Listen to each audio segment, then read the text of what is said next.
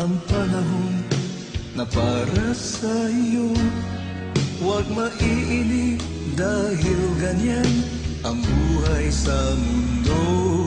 Huwag mawawalan ng pag-asa, darating din ang ligaya. Ang isipin mo'y may bukas pa na mayroong saya. Kabiguan, hindi hadlang upang tumakas ka.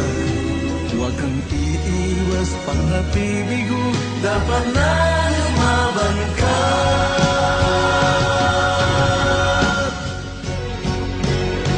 Ang kailangan mo'y tibay ng loob kung mayroong pagsubok man. Ang liwanag ay di matatagal at muling mamamasdan. Ikot ng mundo ay hindi